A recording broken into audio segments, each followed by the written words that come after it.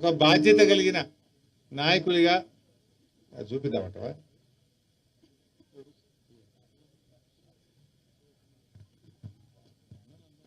అందరు విన్నదేనా?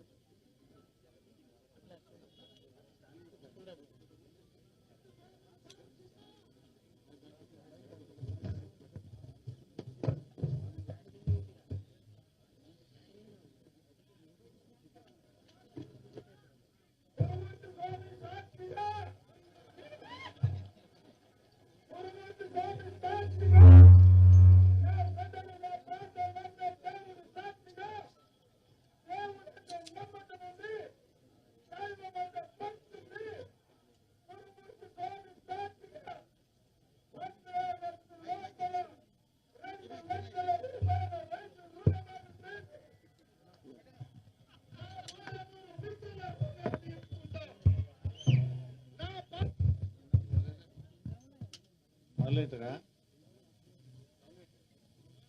గురుమూర్తి స్వామి గురుమూర్తి స్వామి సాక్షిగా నా ప్రజలు నా ప్రాంతం నమ్మే దేవుడి సాక్షిగా దేవుడంటే నమ్మకం ఉంది, దైవం అంటే భక్తి ఉంది. గురుమూర్తి స్వామి సాక్షిగా 15 ఆగస్టు లోపల 2 లక్షల రూపాయల రైతు రుణమాఫీ చేసి నా పాలమూరు బిడ్డల రుణం తీసుకుంటా. రుణం తీర్చుకున్నాడా, మోసం చేసిండా? మాట తప్పిండా, మాట మీద నిలబడ్డా? ఆయనకు మాట తప్పడం అలవాటు. గతంలో కొడంగల్లో ఓడిపోతే రాజకీయ సన్యాసం తీసుకుంటా అన్నాడు. తీసుకున్నాడా? అదేవిధంగా ఏమైందిరా బిడ్డ, మంచిగుండే కదా. అదేవిధంగా గతంలో బాండ్ పేపర్ మీద, ఎన్నికల ముందు బాండ్ పేపర్ మీద రాసిచ్చాడు.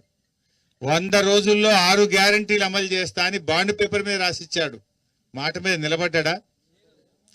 కురుమూర్తి దేవుడి మీద, కనబడ్డ దేవుడి మీద, చర్చి మీద, దర్గాల మీద, మసీదుల మీద ఒట్టుబెట్టి 15 ఆగస్టులోగా రుణమాఫీ చేస్తానడు. మాట మీద నిలబడ్డా? అంటే రేవంత్ రెడ్డికి మాటలు ఎక్కువ, చేతలు తక్కువ. జనరల్ గా ఎవడు ఎక్కువ మాట్లాడతాడు? తిట్ల పురాణం ఎవడు అందుకుంటాడు? చేతగానోడు, పరిపాలన చేతగానోడు, ఓడిపోయేవాడు, ఫ్రస్ట్రేషన్ లో ఈ వదురుబోతు మాటలన్నీ మాట్లాడుతుంటారు. ఇవాళ రేవంత్ రెడ్డి పొద్దున్న లేస్తే నిన్న 45 నిమిషాల ప్రసంగం చేస్తే 50 సార్లు కేసీఆర్ని యాద్ చేసుకున్నాడు. ఆయనకు నిద్రలో కూడా కేసీఆర్ యాదికి వస్తుండు, నిద్రలో కూడా బీఆర్ఎస్ యాదికి వస్తుంది. మరి కేసీఆర్ లేకుండా చేస్తా అంటాడు. అంటే నీకు కేసీఆర్ భయం పట్టుకున్నది, నీకు అర్థమైంది నీ పని అయిపోయిందని.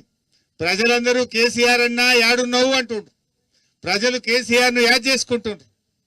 ఇవాళ ఆయనకు అర్థమైపోయే భయంతోని, ఫ్రస్ట్రేషన్ తోని నోటికి వచ్చినట్టుగా ఇవాళ మాట్లాడుతూ ఉన్నాడు. అందుకే మేము ఈరోజు మా గౌరవ మాజీ మంత్రివర్యులు శ్రీనివాస్ గౌడ్ అన్న, లక్ష్మారెడ్డి అన్న, నిరంజన్ రెడ్డి అన్న, అదేవిధంగా స్థానిక మాజీ శాసనసభ్యులు ఆల వెంకటేశ్వర రెడ్డి గారు, గౌరవ మాజీ శాసనసభ్యులు అందరం కూడా ఆర్ఎస్ ప్రవీణ్ గారు ఆ దేవుణ్ణి దర్శించుకున్నాం. జనరల్గా ఏమైందంటే పాలకుడే పాపం చేస్తే ఆ రాజ్యానికి అరిష్టమట.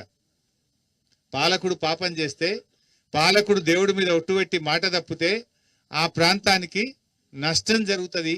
ఆ దేవుడికి కోపం వస్తే కురుమూర్తి స్వామి ఎంత మంచోడో మరి పాపం చేస్తే అంత కోపానికి కూడా వస్తాడు. అందుకే ఆ దేవుణ్ణి ప్రార్థించిన మేమందరూ పోయి, ఈ ముఖ్యమంత్రి పాపాత్ముని క్షమించు, నీ మీద ఒట్టుపెట్టి మాట తప్పిండు, ఈ పాపాత్ముని క్షమించి ప్రజల్ని కాపాడు దేవుడా అని ఆ కురుమూర్తి వెంకటేశ్వర స్వామిని ప్రార్థించాం. ఎందుకంటే ఆయన ప్రాయశ్చిత్తం చేసుకోలే. బహుశా మొన్న వచ్చిండు, ప్రాయశ్చిత్తం చేసుకుంటాడేమో, దేవునికి మొక్కి బయటకు వచ్చి తప్పైంది, నేను 15 ఆగస్టులోగా రుణమాఫీ చేయలేదు, ప్రజల్ని మోసం చేసినా, దేవుణ్ణి మోసం చేసినా అని ముక్కు నేలకు రాస్తాడేమో అనుకున్నా నేను. చేసిండు ఆ పని. పైగా ఉల్టా బుకాయిస్తున్నాడు. ఆ రోజు మొదలు చెప్పింది 41,000 కోట్ల రుణమాఫీ అన్నారు, తర్వాత 31,000 కోట్లు అన్నారు, బడ్జెట్ లో 26,000 కోట్లు పెట్టిండ్రు. చేసింది ఎంత అంటే 17,000 కోట్లు. 42 లక్షల మంది రైతులకు రుణమాఫీ చేస్తా అని చెప్పి ఈ పుణ్యాత్ముడు 20 లక్షల మందికి చేసిండు, ఇంక 22 లక్షల మందికి రుణమాఫీ చేయలేదు. అంటే సగం కంటే ఎక్కువ రుణమాఫీ కాలే. ఇంకా ఈ ఉద్దారకానికి ఇంకేం మాట్లాడతాడు? హరీష్ రావు రాజీనామా చేయి, నేను రెడీగా ఉన్నా అని చెప్పిన అప్పుడే. నాకు ఈ రైతులకు మేలు జరిగితే, ఎందుకంటే కేసీఆర్ మాకు ఏం నేర్పిండు మనందరికీ? త్యాగాల పునాదుల మీద తెలంగాణ తెచ్చిండు కేసీఆర్.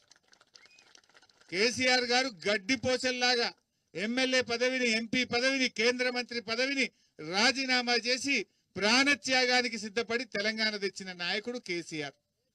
అసలు కేసీఆర్ కు రేవంత్ రెడ్డికి ఏమైనా పొంతనుంటాదే? నక్కకు నాగలోకానికి ఉన్నంత తేడా ఉంటది. కేసీఆర్ తెలంగాణ లేకపోతే నువ్వు పిసిసి అధ్యక్షుడు అవుతావా? నువ్వు ఈ రాష్ట్రానికి ముఖ్యమంత్రి అవుతావా? అది కేసీఆర్ పెట్టిన భిక్ష నీకు. కానీ నేనేం మాట్లాడతాడు? రాజీనామా చేయి. చేస్తా, దానికేమో కేసీఆర్ గారు ఆదేశిస్తే 3 సార్లు చేసిన. నిజంగా నువ్వు 15 ఆగస్టులోగా రైతులకు రుణమాఫీ చేసి ఉంటే నేను చేయడానికి సిద్ధంగా ఉంటుంది. చేసినవా నువ్వు? పైగా నువ్వు రైతుల్ని మోసం చేసినావు, ప్రజల్ని మోసం చేసినావు. ఈ రకంగా ఇలా ఏ విషయంలో కూడా రైతులకు మేలు చేయలేదు. నిన్న వరంగల్ పోయిండు. నేను అనుకున్న వరంగల్ పోతే ప్రజలకు ఏమైనా విషయాలు చెప్తాడేమో, 6 గ్యారంటీలు ఎప్పుడు అమలు చేస్తాడో, మహిళలకు మొదటి హామీ 2500 ఎప్పుడు ఇస్తాడో ఇవన్నా మాట్లాడతాడేమో అనుకున్నా. ఏమైనా మాట్లాడిండా? తిట్లు తప్ప ఏమి లేవు. రేవంత్ రెడ్డి వచ్చినాక 2 వచ్చినాయి. అయితే దేవుడి మీద ఒట్లు, లేకపోతే తిట్లు. ఇంతకు మించి ఏమైనా ఉన్నాయా? మాట్లాడితే దేవుళ్ళ మీద ఒట్లు పెట్టి ప్రజల్ని మోసం చేసుడు, లేకపోతే ప్రతిపక్షాన్ని తిట్టుడు. ఇంతకు మించి నువ్వు చేసిన పని ఏమున్నది రేవంత్ రెడ్డి? నేను అనుకున్న వరంగల్ పోతే మన రైతు డిక్లరేషన్ వరంగల్లో చేసింది కాంగ్రెస్ పార్టీ. ఎన్నికల ముందు ఏం చేసిండ్రు? వరంగల్లో రైతు డిక్లరేషన్ పెట్టి రైతులకు ఏమేం చేస్తామో 9 రకాల హామీలు ఇచ్చారు. నేను అనుకున్న రేవంత్ రెడ్డి గారు ఈ 9 ఒక్కటి కూడా చేయలే కదా, ఆ వరంగల్లో చెంపలేసుకుంటాడేమో, రైతులను మోసం చేసినా నాకు ఇంకో ఏడాది టైం ఇయ్యో, 6 నెలలు టైం ఇయ్యో అని చెప్తాడేమో అనుకున్నా. రైతు డిక్లరేషన్లో ఒక్కటన్నా అయినాదే? ఏం చెప్పిండ్రు? ఇప్పుడైతే 10,000, మేమొస్తే 15,000 రైతు బంధు ఇస్తా అన్నాడు. పడ్డదా? 15,000? రైతు డిక్లరేషన్ లో 15,000 రైతు బంధు అని రైతుల్ని మోసం చేసిండు.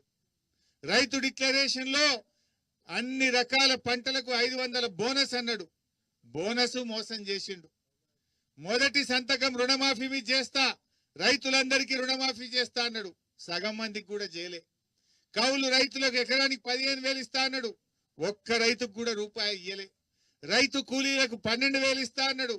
ఒక్క రైతు కూలీకి కూడా ఒక్క రూపాయి ఇయ్యలే. మొత్తంగా వరంగల్ రైతు భరోసాలో ఇచ్చిన 9 హామీల్లో ఒక్కటంటే ఒక్క హామీ కూడా అమలు చేయకుండా రైతుల్ని మోసం చేసినటువంటి నాయకుడు ఈ రేవంత్ రెడ్డి. ఇలా మహబూబ్ నగర్ పేరు చెడగొడుతున్నాడు. మహబూబ్ నగర్ జిల్లా ప్రజలు ఎంతో ఆత్మీయులు, ప్రేమగల్లోళ్ళు, మాట తప్పనోళ్ళు. కానీ రేవంత్ రెడ్డి అన్ని కూడా మోసం, దగ, మాట తప్పి పాలమూరు పేరు చెడగొట్టే ప్రయత్నం చేస్తున్నాడు. కురుమూర్తి దేవుడి మీద ఒట్టు పెట్టేవాడు మాట తప్పుతాడే? కురుమూర్తి దేవుడి మీద పెట్టితే కనీసం తప్పైందననే చెప్పాలి కదా. అది కూడా చెప్పనటువంటి వ్యక్తి ఇవాళ ఇంకేం మాట్లాడుతుండు? నిన్న వరంగల్లో సోనియా గాంధీ దేవత అంటున్నాడు, సోనియా గాంధీ తల్లి అంటుండు. మరి వెనకట ఏమన్నాడు అయినా తెలుగుదేశం ఉన్నప్పుడు? సోనియా గాంధీని బలిదేవత అన్నాడు.